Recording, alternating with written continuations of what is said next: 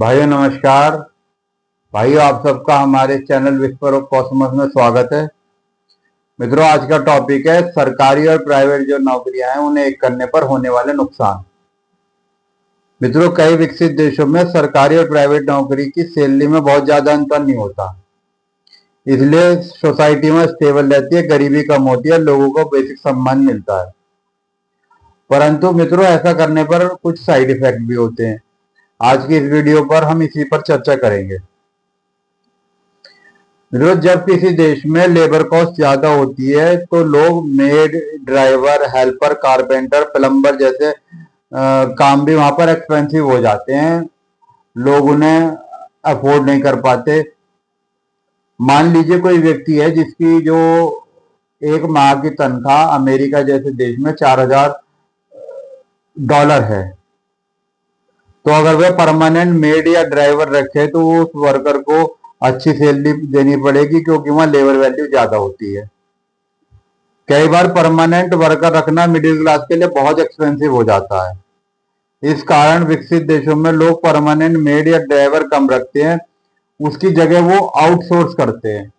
Outsource का मतलब है कि वहां पर आप, जैसे हम एक इलेक्ट्रीशियन को बुला लेते हैं जरूरत पे, हम उसे इलेक्ट्रीशियन को परमानेंट नहीं रखते, इसी तरीके से वो मेड को आउटसोर्स कर लेते हैं घंटे, 2 घंटे के लिए, 4 घंटे के लिए, जो भी काम हो उसे करा लेते हैं।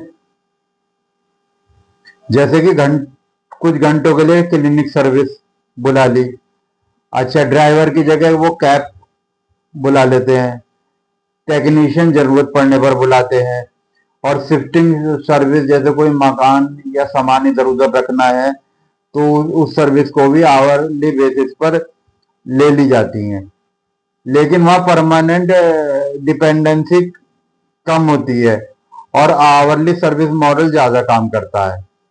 इसी कारण से वहां पर मित्रों वहां बड़े से बड़ा आदमी अपनी गाड़ी खुद चलाता है, घर की सफाई खुद करता है, घास की कटिंग खुद करते हैं, गाड़ी खुद धोते हैं, छोटी रिपेयर खुद सीख लेते हैं।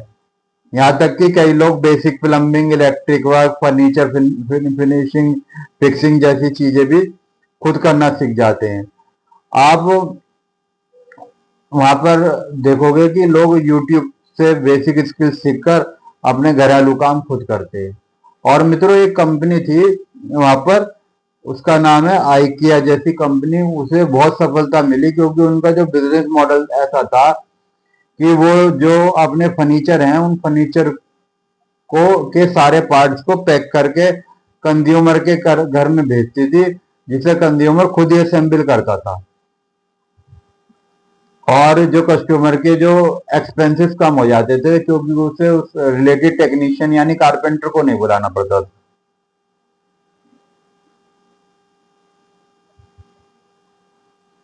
विकसित देशों में हाई लेबर कॉस्ट ने टेक्नोलॉजी और ऑटोमेशन को भी तेजी से बढ़ाया है। मित्रों वहां पर क्या है, जैसे बिजनेसेस होते हैं और फैक्ट्रीज होती हैं, वहां पर भी टेक्नोलॉजी और ऑटोमेशन का ज्यादा ध्यान रखा जाता है, जिससे कि जो लेबर कॉस्ट कम हुए। तो इसलिए वहां पर सेल्फ चेकआउट मशीन का यूज होता है ग्रोसरी स्टोर पर या जूतों की दुकान पर, कपड़े की दुकान पर, जिससे क्या होता है कंज्यूमर सामान लेकर आता है और खुद ही अपना वो बिलिंग वगैरह बना के काम को करता है। वेंडिंग मशीन होती है वहां पे, सेल्फ ऑर्डर स्क्रीन होती है, रोबोट्स होती है, और फैक्ट्री ऑटोमेशन बहुत कॉमन है। कई सुपरमार्केट में कस्टमर सामान खुद स्कैन करता है, पेमेंट खुद करता है, बिना कैशियर के ही वो बाहर निकल जाता है। आज modern self service grocery store भी इसी सोच का परिणाम है। पहले दुकानदार पीछे से सामान निकाल कर देता था, लेकिन डेवलप कंट्री में लेबर कॉस्ट ज्यादा होने के कारण ऐसा सिस्टम बनाया गया जहां पर कस्टमर खुद सामान चुन सके, कंपेयर कर सके और खुद भी बिलिंग तक पहुंच सके। मित्रों ये सेल्फ सर्विस हमारे देश में भी ग्रोसरी स्टोर पर होती है, पर ये जो रिसर्च थी ये विकसित देशों की थी, ये हमारी नहीं थी, क्योंकि हमारे यहाँ तो लेबर कॉस्ट बहुत कम है। अब विकसित देश में लेबर कॉस्ट होने के कारण उनके रिसर्चरों ने डिसाइड किया कि भाई ग्रोसरी स्टोर पर कैसे लेबर कॉस्ट कम होगी, तो उन्होंने सेल्फ सर्विस चालू करी।